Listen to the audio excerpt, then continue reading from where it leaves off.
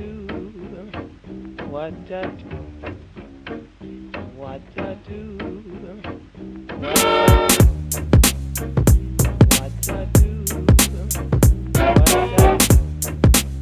So, gardening is my new pet hobby, gardening and chickens. I love chickens a lot, and I'm going to speak briefly about them too, kind of getting started with chickens and some things that I've learned the hard way in my past year and a half as a chicken lady. It's not very long, but I've learned a lot.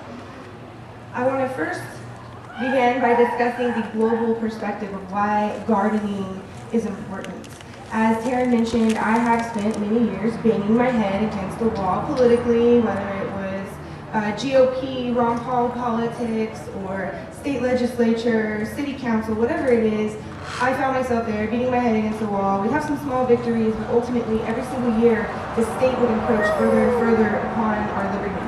And no small victory can really compare to body scanners in the airports and red light cameras on the streets and speed cameras on the streets and sound cameras on the streets and just all these, surveillance apparatuses that are growing up around us. And I realized that in order to truly do something to become more free, I had to stop participating in that system, and I had to start living a self-sufficient, sustainable, in the true sense of the word sustainable, but a truly sustainable lifestyle.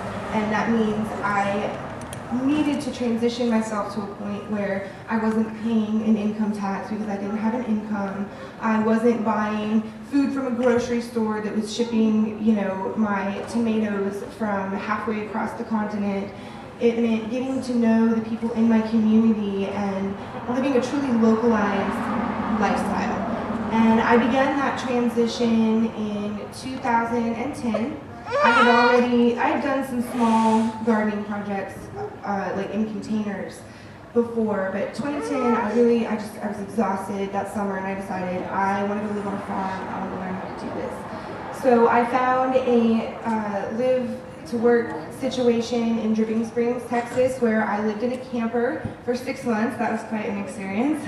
All my stuff fit in this little tiny car, and I was out in the garden every single day. I was there for the summer and fall harvest and the fall and winter planting seasons, and I really learned a lot. There were some tough lessons that I learned, but I would say it was one of the most valuable experiences of my life. So if any of you have the opportunity to take 6 months and go live on an existing farm and really learn how people in your community are growing food, I would recommend you do it. And there are resources for that. There's a website called WOOF. I can't remember the acronym. It's like Worldwide Organic Farming. There's another O in there. But it's wwoof.org, and you can find farms that are accepting people to come and stay. So as a global perspective, as our economy gets worse, as our political machine grows, if that system begins to crumble, which it inevitably will, the dollar will start to crumble. We might rather soon hit hyperinflation. It could be far out, but either way, the dollar is becoming more worthless. You see your grocery store bills going up. It is important that we are decentralizing our food supply systems, and the most decentralized that you can be is growing food in your own backyard.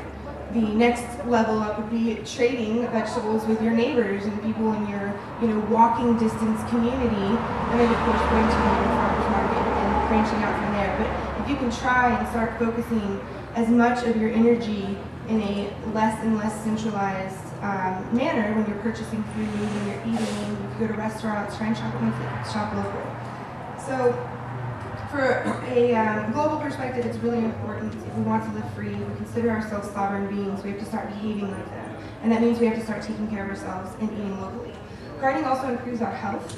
You're outside in the sun, you're getting exercise, you're getting fresh air, which we don't get when we're sitting at the computer talking about libertarian philosophy and telling everyone how right we are when our backyard is just a big grass. That's great, but we could be so much more. We could be outside taking care of our bodies. Not to mention, when you eat fresh food, the food has the opportunity to absorb more nutrients from the earth. A lot of times when you go to the grocery store, you buy food that is green harvested, meaning they harvest the food before it is ripe. And the food did not have the opportunity to absorb as many nutrients. That's why when you go to the grocery store, you buy a conventional or non-organic tomato, you cut it open, it almost looks white and mushy inside. It's because it's nothing, it's just this watery cellulose fiber. There's no sustenance in it. And when you allow the vegetable to fully ripen on the vine, it's allowed to absorb everything that Mother Nature is designed for it to absorb so that it can provide to you those same nutrients. So moving into a more nutritious lifestyle allows us to live as sovereign beings because we don't have to go to the doctor as frequently, we're not going to get sick as frequently, we're taking better care of our body, we are moving in a direction toward sustainability, toward sovereignty, and toward truly living free. We can no longer just talk the talk, we have to start walking the walk because our freedom is on the line right here, and we are reaching a point where we could be reaching a global technological dictatorship, the infrastructure is being set up, or we could be stopping that from happening by simply taking care of ourselves. And that's what I would like to see happen, and that's what I think is possible, but it's going to take changing our lives slowly. I did not make changes overnight. It really took a long time, changing one aspect of my diet, planting one food in my garden, really one thing at a time. It started with high fructose corn syrup, and I just slowly started changing my diet. Now I don't do gluten, I don't eat dairy products like cow's milk, because it makes me break out. I went to a naturopath, found out, wow, I've been putting chemicals on my face and being embarrassed my whole life, public speaking with acne, and then all it took was not eating dairy products. And it was changing my diet and taking ownership of my life, and I feel blessed that I've been able to walk this path because I feel more healthy, I feel more vibrant, and I feel like I'm leading a better example for my daughter. Whereas, 2 years ago, before I even had the idea I would ever have a daughter in my life, I probably wasn't eating in a way that we would like a young child, to be eating. So it's been an evolution, and you all can go down that journey if you haven't already. You can start today. And it just takes learning and understanding what food is, where it comes from, and what is done to it before you eat it. Now, as I said, there's a learning curve with gardening. It's not easy. It is a process. And you can't buy a survival seed bank on the internet and think that you're going to be living free when the dollar collapses. It doesn't work that way. It takes years to understand how tomatoes grow in your backyard, where the shade hits your yard just right, where the rain falls just right, where your backyard ecosystem is providing the proper environment for each type of plant that you are growing back there. It takes years to figure that out, let alone just to understand the whole process of food and soil and sun and water and decomposition and compost and all these things. It takes years to figure this stuff out. So you have to start today. You have to start thinking about it today, acting on it today, and working on it every single day because it's not easy. It's hard to figure out. But once you get going and you understand the processes, it just becomes the most absolute joy.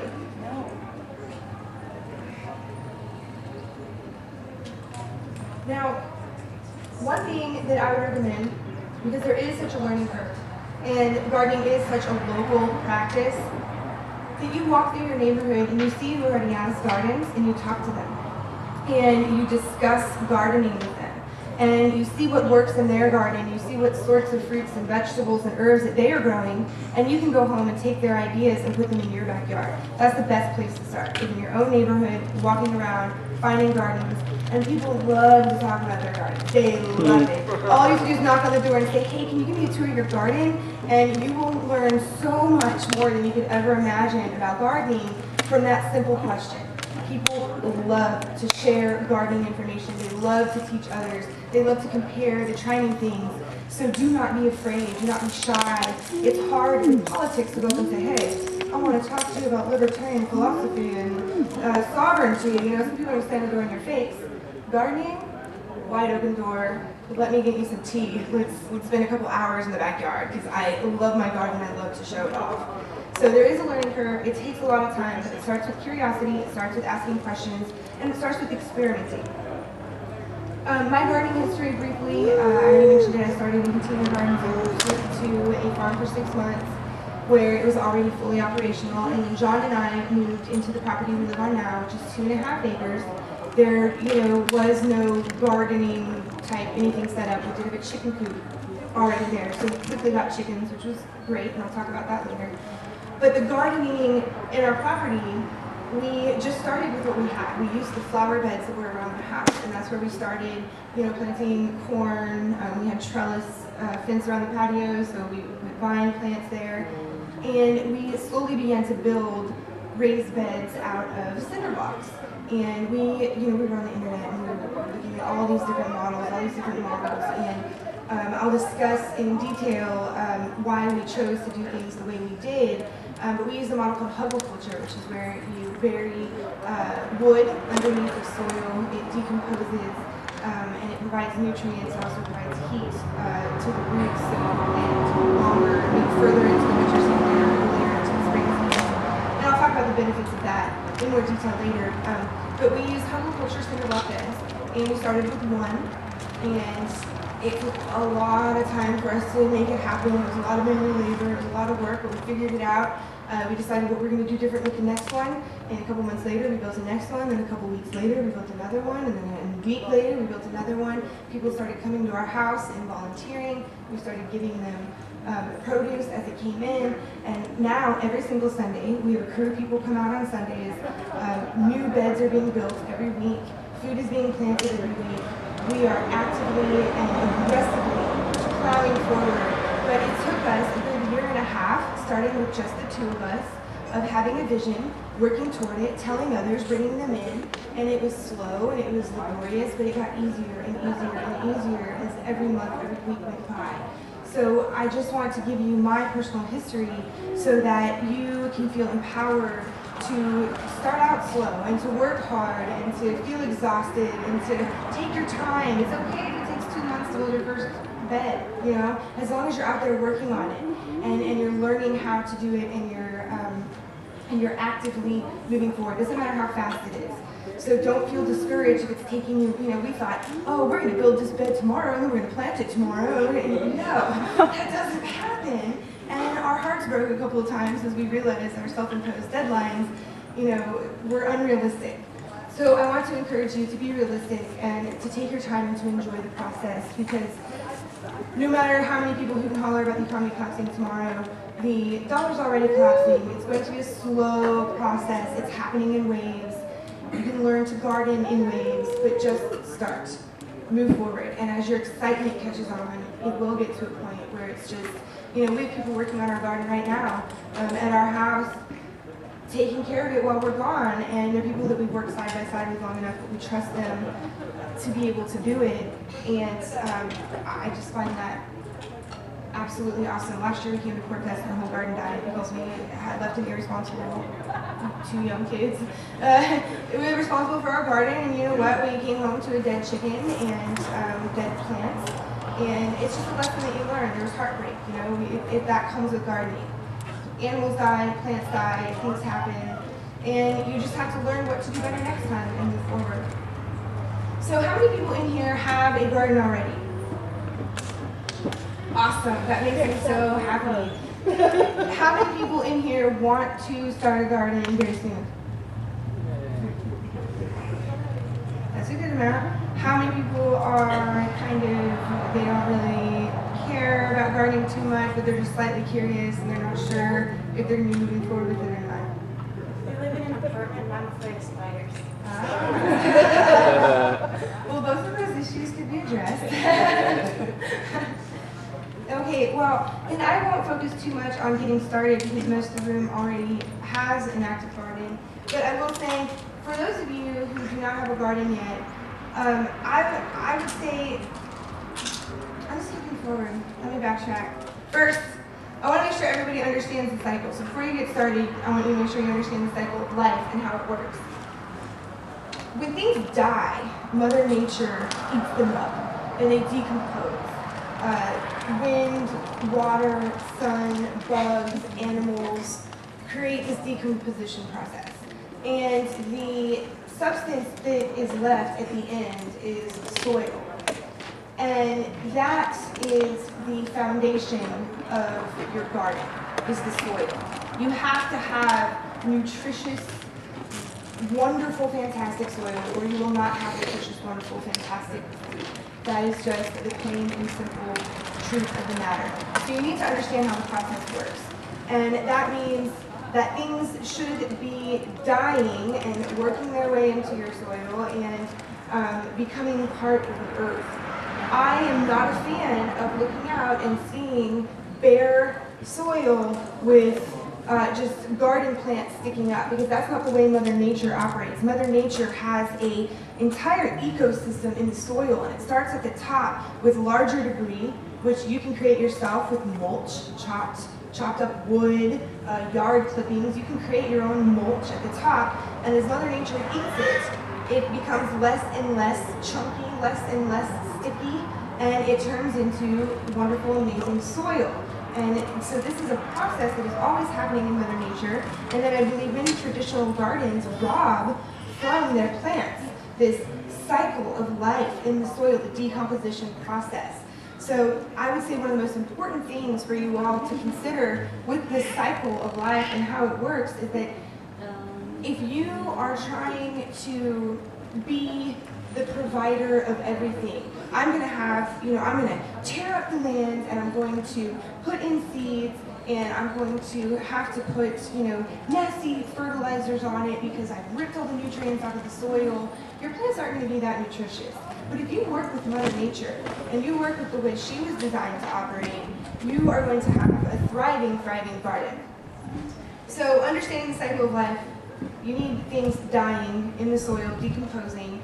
You don't want rotting vegetation because that can make the stalk of your plant rot, but you do want wood, sticks, things that would fall from trees and that would naturally in your area be decomposing in the soil. So we go through our property and we collect wood, and we use that for mulch. We also cut down grass. Our yard, I'm a big advocate of totally overgrown yards for the chickens, for them to hide from the hawks. There's a lot of hawk attacks, and for bugs, and for them to eat the greens. So we just go out and we'll cut down a whole bunch of grass, use that as hay mulch on top of our bed. This also helps to keep moisture in. Mother Nature has a natural, means of holding moisture into the ground. When you have a waterlogged stick on top of the ground, it holds moisture longer than the soil next to it. So this mulching process provides moisture, it provides protection to the soil from wind and water erosion, and it really helps to maintain the stability of the garden bed. Some people, there's a Garden Back to Eden, is that what's called, Taylor? The DVD? I use back to Eden techniques. It's high chips. I use a lot of Okay, so chips. there's a movie, write it down if you want to check it out. I think you can find it for free on Netflix. BackToEdenFilm.com. BackToEdenFilm.com. And this is a fruit orchard gardener who started out with a fruit orchard and now does all sorts of plants. And he just uses mulch, only mulch. And he just uses wood chips. He found a local tree cutting company that wanted something to do with their wood chips, and they bring them to him for free. They dump them on his property. And that is what he uses, and he doesn't fertilize, he doesn't water. He just puts down wood chips every year, wood chips every year, wood chips every year from local trees in the area that provide the proper nutrients for the area. And that he's a big fan of that. I like to do a hybrid approach. I like to take a little bit of everything that works. So I do put wood chips on the top. So the soil is really important. You also need proper sun and water. Plants, just like us, are mostly made of water, so they need proper water. You don't want to drown them, but they do need proper water. They need proper sunlight, and that can sometimes be a challenge to figure out. One of the best ways for me is I used to overwater plants all the time, and I really learned to just watch the plants and to feel the soil. And if I stick my finger in like an inch and I can't find any moisture and it's the rainy season, I'll water it. Since I'm in Texas, we deal more with drought than anything, as we learned the hard way. So our biggest problem is keeping water in the soil, but yet I would still overwater. So, it's a balance that you have to find on your own. And for me, in our region, doing this, touching the soil physically was the only way for me to make sure that it had enough water, because it would just suck up so fast.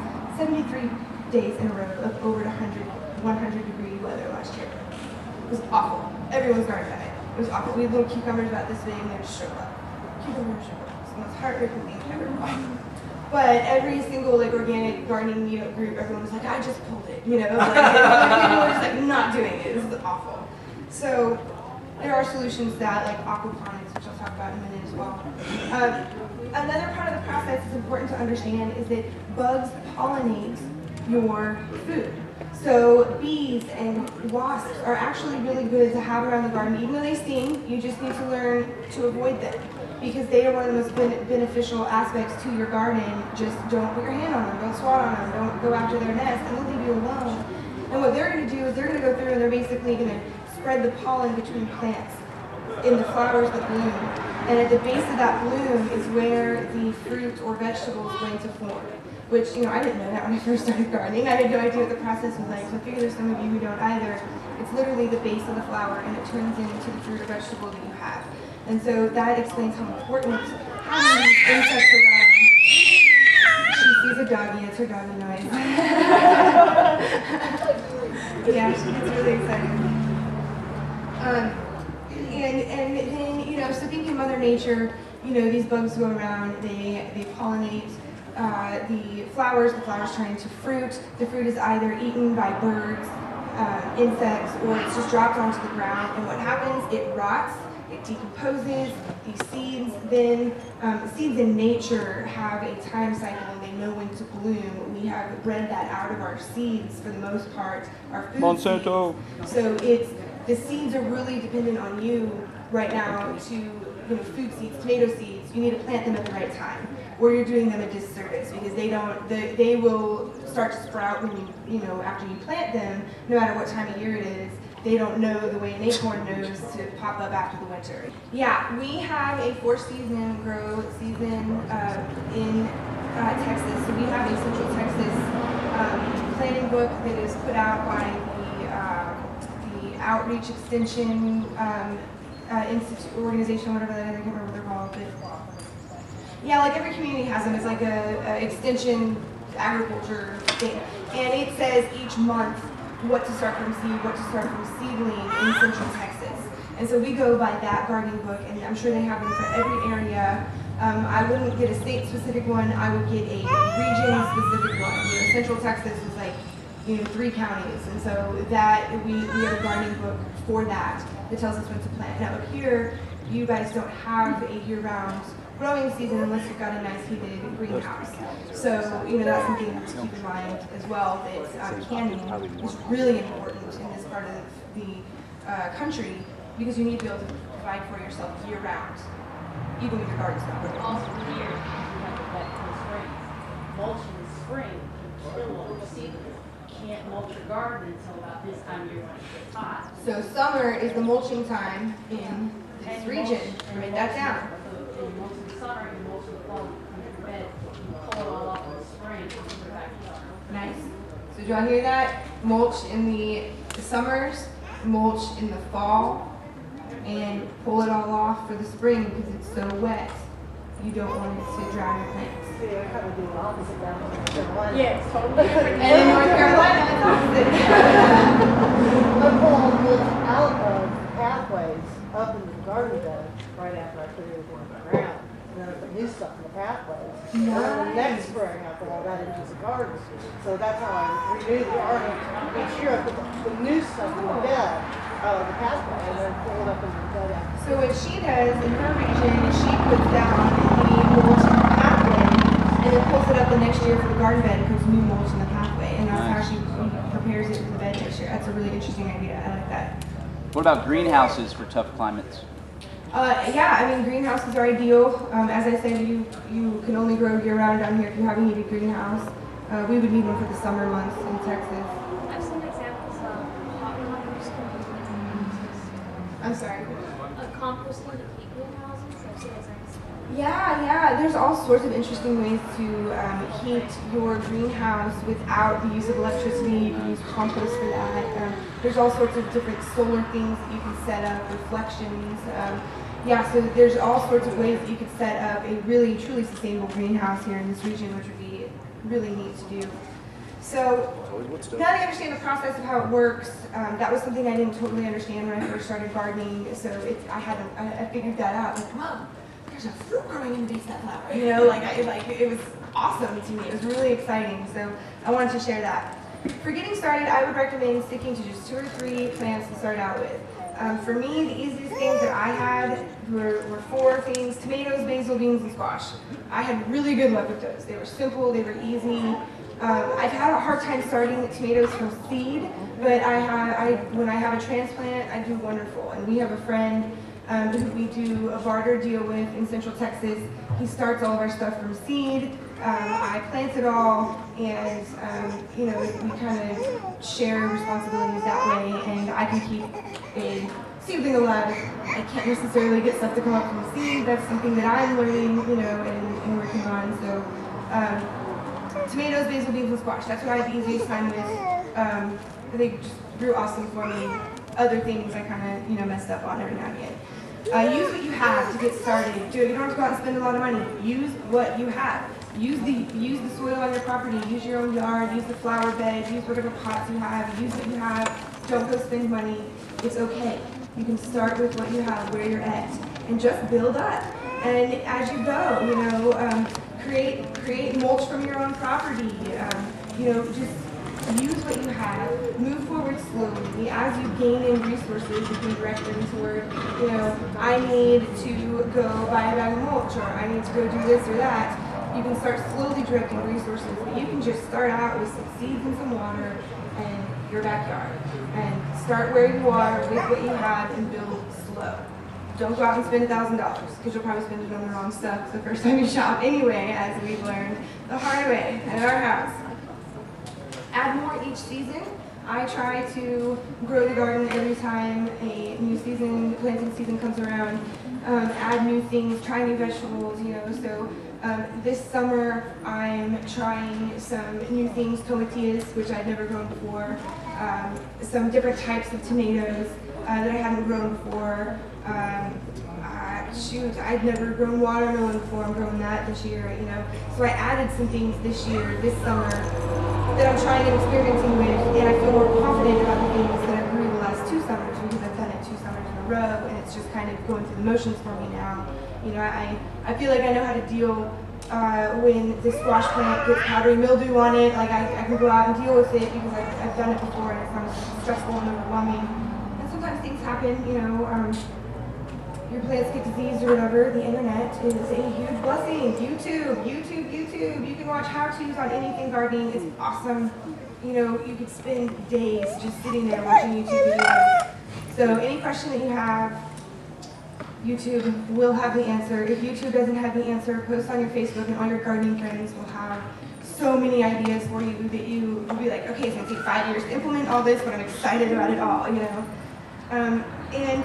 I would recommend you start a compost pile immediately, because as I said, your food are eating the soil, your soil is eating decomposing food, and if you are buying good, organic, healthy food, that is good food for your garden too. If you have table scraps, if you have leftovers, don't throw that away. It makes my heart just, oh my God, when I see things on the trash can, I just can't. I'm like, give me that, I'll take it home. I don't care if I'm 3 states away, I'll take it home. I want to go those things. Yes. Are you composting meat and bones and things? We have a meat bucket, and it feeds our chickens with larvae. We actually went through 3 cycles of this to get it down right, but we have a hanging bucket that has holes drilled all over it. If we have a chicken die, or if we have meat scraps, if we barbecue, we put those into the bucket, and flies come to eat it. They lay their eggs, larvae are born, they drop out, the chickens have a heyday. And you would be surprised, an entire chicken, if we don't know the cause of death, we're not going to eat it. We dealt with some predator issues about 6 months ago. We lost about 10 chickens, and it was rough. But we figured out, hawks, not our friend.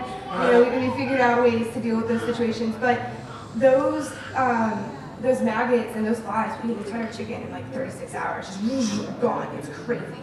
And the chickens love it. So that's how we deal with it. There are different ways that you can compost meat. Don't put meat in your garden compost pile, because it takes way too long to decompose, and it will basically kill your plants. There is a really good book. It's called the Humanure Composting book. I think we actually have it, 1 copy at our booth. And because a lot of humans eat meat, so you can't compost your own, droppings, if you will. Whereas you can with, chickens or horses. And so this book is all about how to compost your own waste into fertilizer, but it takes years, it doesn't take months, whereas, rotting vegetation doesn't take as long. So we do those separate. Do you use fungi? I don't use fungi currently, but I'm interested in that. I set up a worm bed on the farm that I lived in, which there's all sorts of ways you can compost. There's vermiculture composting with worms, there's uses of fungi, there's just the big heap and pile in the backyard that you turn over and make sure it has sun and water and things like that. And if you live in an apartment, you can compost as well. The Japanese actually pioneered this composting method in white tubs. And I haven't studied it because I haven't lived in an apartment in a long time, but I knew some people who utilized it and they learned how to do it on YouTube. So if you just want to look for like Japanese bucket composting, and you'll find the YouTube how-tos so you can compost in your apartment. If you have a a container garden on your balcony in your apartment, you can compost in your kitchen and then use that as fertilizer, and that's a good way to do it. And it's in a sealed container, you can't smell anything. I don't know the details on it though, so you'd have to look it up. Japanese bucket composting. So basically, the next thing I want to talk about quickly were 4 important tactics that we utilize in our garden or that we want to utilize moving forward. The first is companion planting. Planting fruits and vegetables and herbs that are happy to be near each other and complement each other in the garden. We have an awesome book called How to Grow More Vegetables, and it's a real big book. I think we might have brought 2 copies with us, just because that's all we had. The bookstore itself got immediately at Regular Books, called How to Grow More Vegetables, and there's an entire section on companion planting, and it lists tomatoes grows well with, hates this. So it shows what complements them and it shows what not to plant them with. And so some of the companions, there's the traditional companion planting that you can use, which is corn, beans, and squash. You plant the corn, it grows the stalk for the beans to grow up, and the squash provides living mulch on the ground, the vine plants. That is something that the Native Americans did, corn, beans, and squash. It's just a time-tested companion planting. Here's a lesson that I learned. Don't plant all those seeds at the same time because those beans and squash grow a lot faster than the corn. So we have 2 corn stalks coming out of our corn, bean, and squash bed, and like a bazillion squash and beans. So we overshadowed our corn. Only 2 of them made it. That was a lesson that I learned just a month and a half ago. So we're learning every time we plant. So you want to plant that corn first, let it get up to a good, I'd say, foot. And then plant those beans and squash, and then everything should grow up complementing each other. So there's a lesson learned. Tomatoes grow really well with roses and parsley. So we have a tomato, rose, parsley bed that's kind of around our house. I think roses planted outside your window is a great way to add protection from burglars, people coming into your house. So why not just plant roses, parsley, and tomatoes all inside of your house, and you've got an added layer of protection as well. That's how our bedroom is protected. Side note, I also learned that you can clone roses this year, which is really exciting to me. If you cut them in the thick part of the stalk, you can plant them. So now instead of having 2 rose bushes in our backyard, I've got like 6 other little ones going, and I have them outside of each of our windows. So if you have a rose bush and you want the security, you can clone them. Watch out, do it on YouTube first. And you can plant them outside your windows for gardening security, which I am a fan of.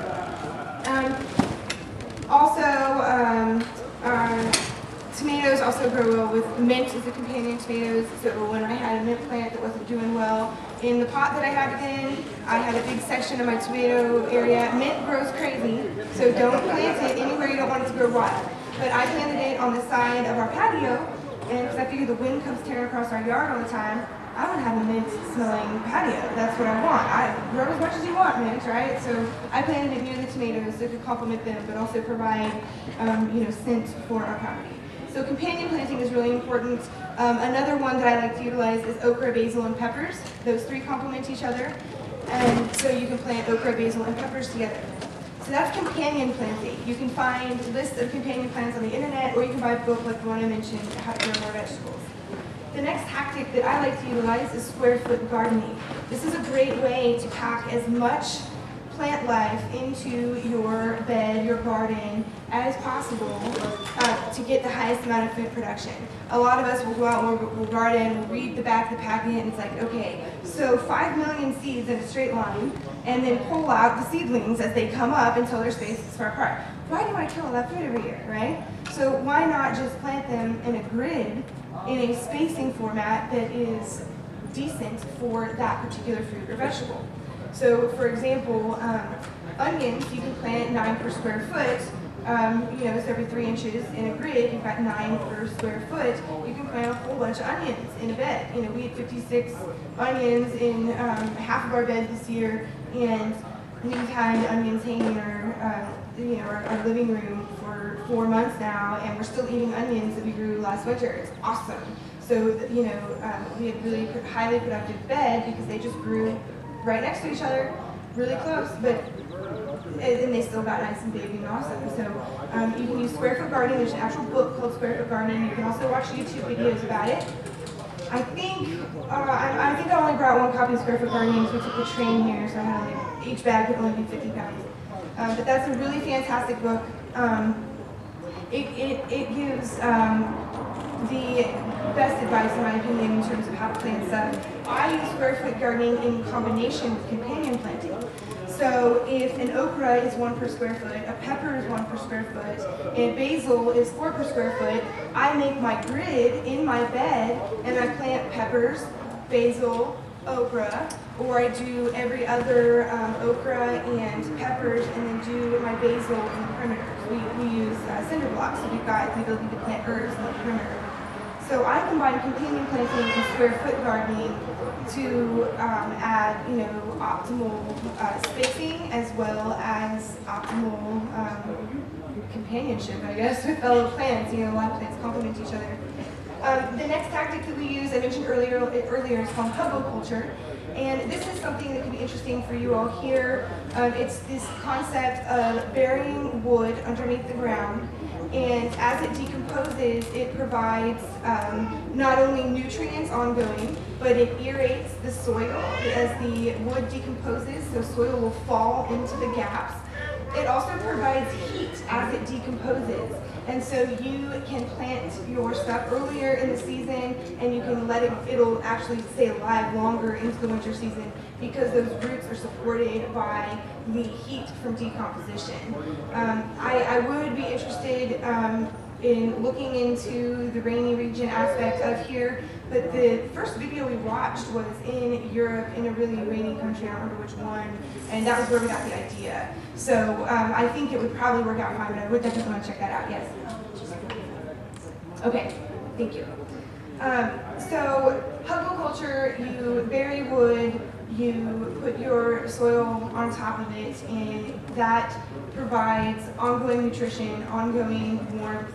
It also, if you reach a point where you have drought, because it retains water, it will then water your roots as well, and it aids in the, you want your roots to grow deep, not shallow. Deep roots, you want your roots growing deep for the healthiest plants, for the plants that can survive the most extreme weather changes. Some days in New Hampshire it's snowing, the next day it's sunny. If you have a deep-rooted plant, it can really survive that because it's more stable. So hugelkultur helps with that, and that's spelled really weird. If I remember correctly, and John, correct me, it's Huggel space Kultur. It's a German word, hugelkultur. And look that up on YouTube. It's really, really fantastic. We've had awesome results with it so far. Our garden is just through the roof productive. It's fantastic. Okay, so the last thing I want to mention is something that we have not yet implemented on our farmstead, but something that we want to do next, and that is aquaponics. And that is the use of fish and water to fertilize and provide nutrition to your plants, which then filter the water. They filter the fish, goo and all that, their wonderful manure that they provide. The plants filter that out, and they provide clean filtered water to the fish. And so it's an entire ecosystem that you can put in a greenhouse, and you can be growing food year-round. Year freaking round. You can have fresh fish in your backyard. You can have fresh fruits and vegetables, and you can grow some pretty exotic things this way. Now, this is not something that we have yet implemented. I've been to several training classes on it. We've had some classes at Brave New Books about it, and I'm really fascinated. There's different ways to do it, so you should look it up on the internet. I'm not going to speak too much about it, but basically, there's ways where you have a tiered system, where you have a bed up here whose water, and there's no soil in this, you just have a grow medium like rocks or coconut or something for the roots to grab onto. And there's a tiered system where water runs from this bed to this bed to this bed, this bed. It's filtered after going through all those vegetable beds, lands in the fish tank for filtered water for them, and then there's a pump that pumps the dirty water back up to the top, and so it's just a full system. Some of them have multiple tanks, some of them have multiple pumps. It really just depends if you're using gravity, if you're using electricity. They have manual ways of doing it. So there's all sorts of ways to do it. You can grow all types of fish.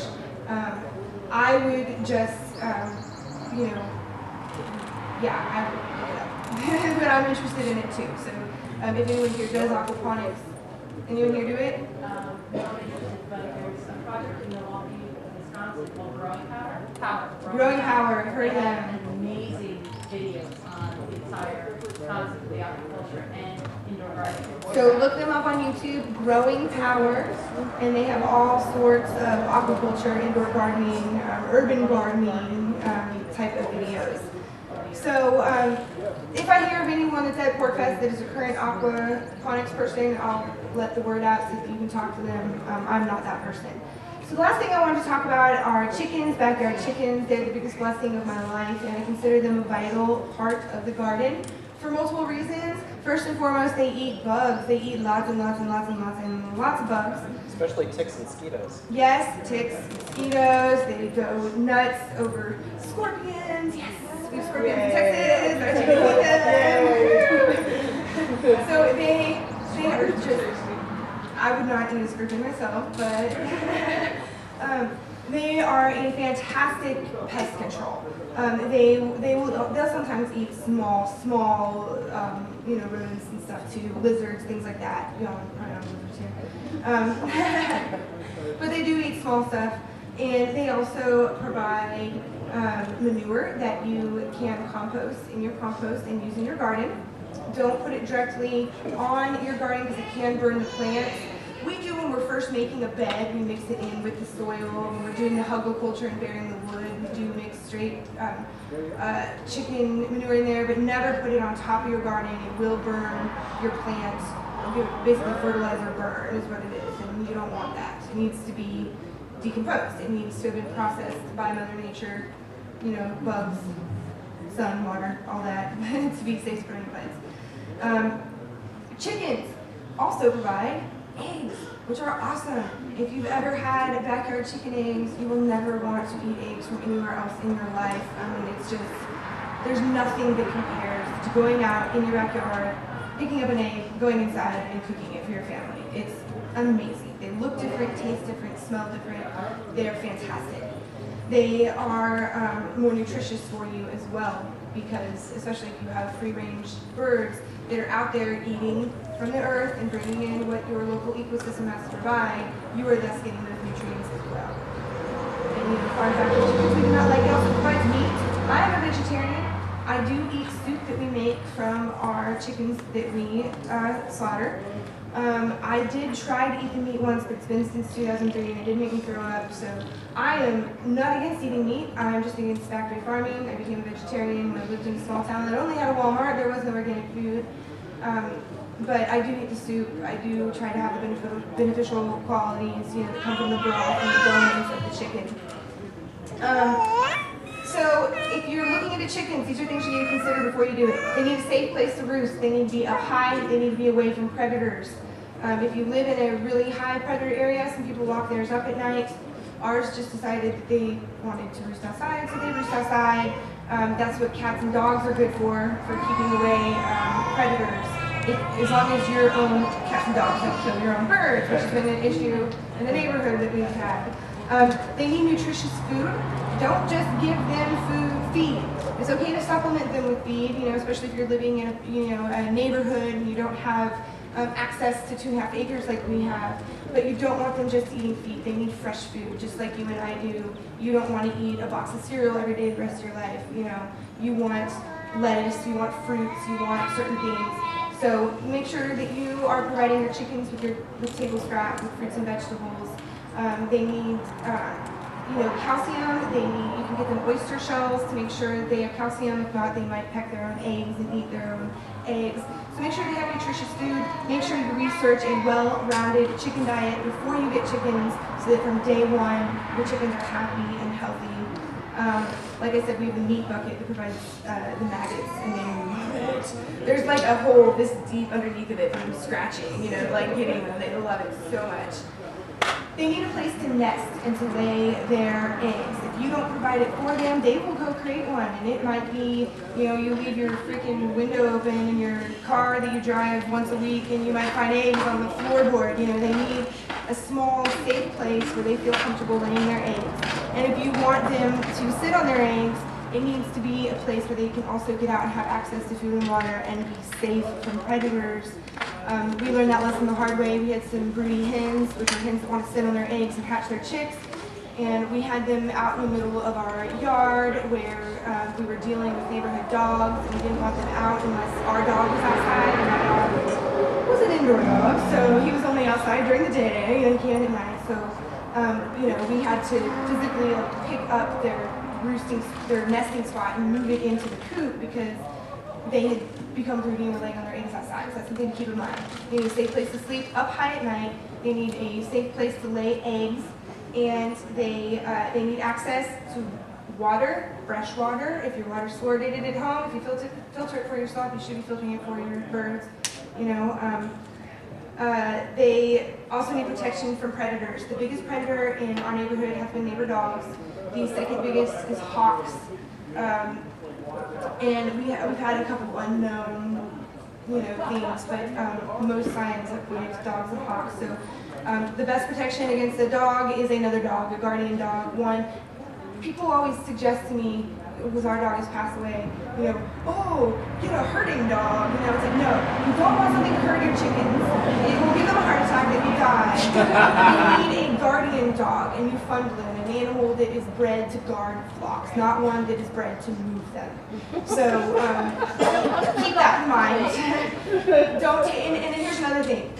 Yes, listen to everyone's advice, but only if they actually have a garden. Okay? Like a lot of people say, well, my grandma told me this, or my so-and-so told me this. Don't listen, because they have no clue what they're talking about. Only listen to people who are out there doing it themselves. So that's my overview of gardening, some tips, things, lessons that I've learned myself. I hope it has been useful. Does anybody have any questions right now? What kind of chickens do you have? Do you know? Oh, what kind of chickens do I have? I'm a firm believer in not having purebred animals as a whole, just because, my dad's a veterinarian, and purebred animals, dogs, have more health problems. So we have taken in rescue chickens from people in the suburbs who are getting rid of their chickens. We have all sorts of chickens. They lay brown eggs, blue eggs, green eggs, white eggs, pink eggs, big, small, and I'm letting them interbreed, and I want to create my own Central Texas hardy mutt breed of chickens, and that's what I'm doing. That's what I'm a firm believer in. I've had better luck with getting chickens from local farmers than buying them on the internet. Birds, even if they're non-GMO, organic, you buy them on the internet, they're shipped to you, they're traumatized, and we've had a high death rate of chicks that have come through the mail. Yeah, getting them locally, you can probably actually see the conditions they're coming from too, which I like too. Yes. And so most of the chickens that we have, we actually went to the place where they were and got them and took them home. So we could see where they came from, we could see what they were fed, we could see what the other chickens look like. And I recommend, first, buy them as adults. Don't try and incubate your eggs the first time. That's not fun. Start as adults. They're already laying. You can get that down. Then, buy some chicks. Raise them from chicks. Make sure you know how to take care of a chick. Get that down. Then incubate your eggs. Figure out how that works. Or let your chicken sit on it. But I wouldn't start from chicks because they're a little bit more delicate. They're a little bit, more difficult to take care of. And I also feel like our chickens that were hatched underneath other birds are more social, they're more confident than the ones that we incubated because they never had a mother. And so I think just as in humans, a mother's really important, and I didn't realize that until I saw the way the mother interacted with her chicks, from the get-go, and how it really seemed to help them feel confident walking through the yard, to go hunt and things like that. So I'm a firm believer in mutts. Some of the common ones that are, like brown eggs, like Rhode Island Reds, New Hampshire Reds, those are good. We have Aracunas. You have Aracunas? Yeah, which we lay the Easter eggs different yes, colors. we have some Easter eggs too. And no two Aracunas are alike. They're an unstable genetic breed, so they're all kinds of genetic, as far as colorways go. It's yes, the Easter eggers are really cool looking birds. If you want to try blue and green eggs, that's a really fun way to go. We get blue, green, pink, we get all kinds of colors. Yeah, really they're awesome. So I would look into those. They look really neat too. And But we save the feathers, I make earrings. And Oh things yeah, like that. A tip of advice that we learned as far as predators is we also keep guineas.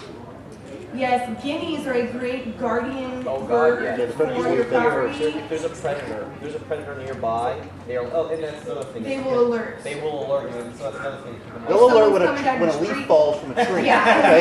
They alert all day. Down your road, It's no longer an alarm when it happens 20 times a day. Chickens are crazy, but guineas are freaking insane. The moment anything happens, it's like, when I caught myself a fisher, a raccoon. I mean, that's how I was started able to catch the predators is with the guineas. They Yes, let me know when somebody guineas. was in there. Guineas are good. Geese are good. They're another livestock guardian. The geese on the property that I was on for 6 months, I mean, someone would come through the gate, which was through the woods way off, we would have never known. And the order of animal alert was geese, then the dogs. No, it was geese, chickens, dogs, and then we could see the car coming. So like, we had a layer of alarms that came off. The guineas are interesting too, that they actually require less feed.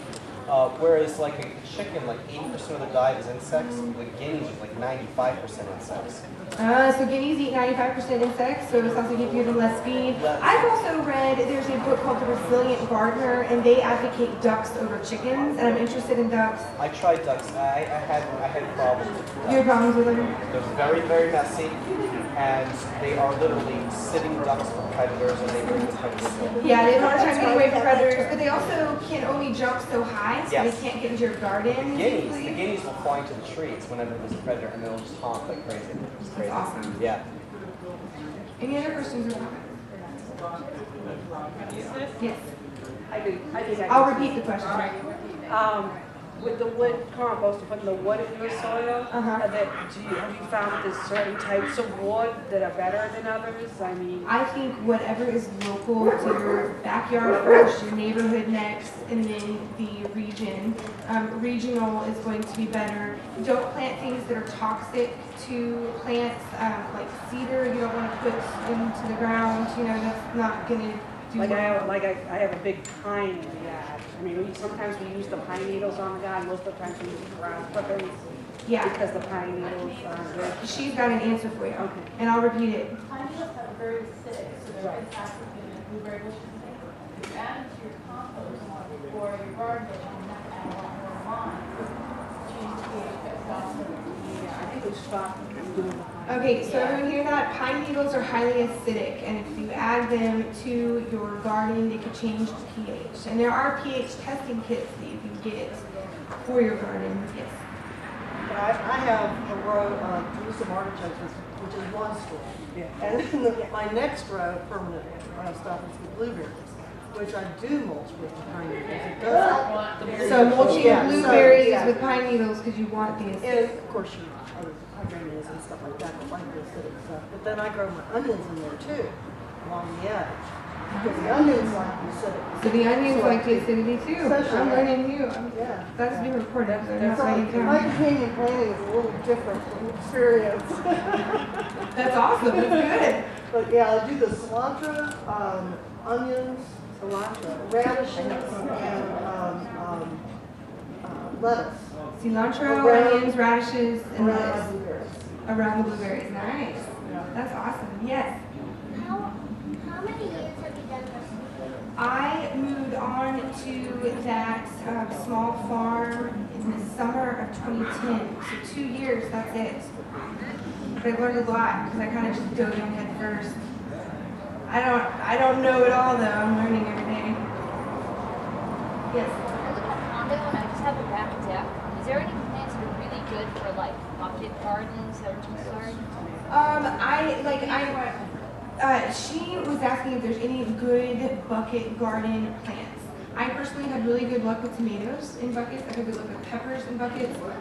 Onions didn't grow bigger than the onion sets that I planted in there. I had bad luck with that. And I read that thyme is a really good bucket herb.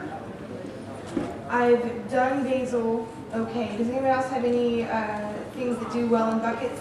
I have both Asian containers. Depends on how much light your deck gets. Southern, eastern, western, and north side. On the north side, don't try and grow anything. So don't try and grow on the north side. The sunlight will be a problem. Yeah, I've given green beans, peppers, tomatoes, broccoli.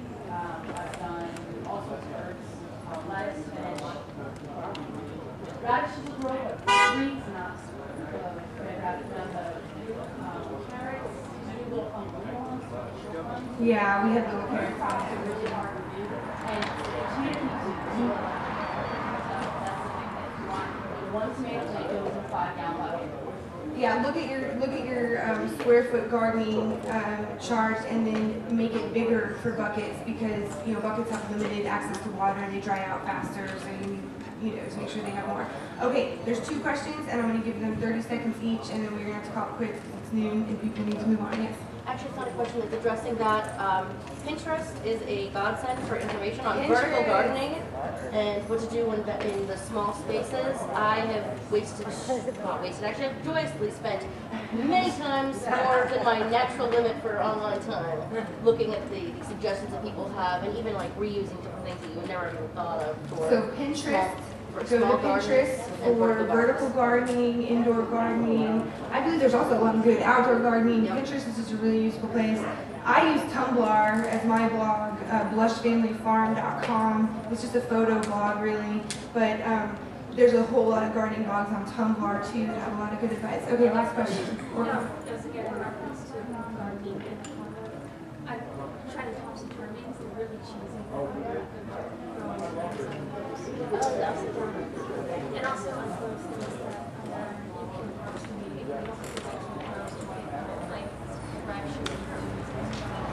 Okay, so this advice is to use the topsy-turvy planter for tomatoes. She had really good luck with it. I had really bad luck with it in Texas, but that's because water and heat is an issue, so those things dry out really fast. Aha, 2 liter on top, upside down water. It's a great idea. And then what was the second thing you said? things you can harvest immediately. Things you can harvest immediately, things that don't have to grow really big. So like, little peppers or beans or basil, things like that. Mushrooms. Mushrooms are really good indoors if you don't have mushrooms. Mushrooms are good indoors. All right. Okay, well, thank you all for coming. I hope you learned something. I know I did.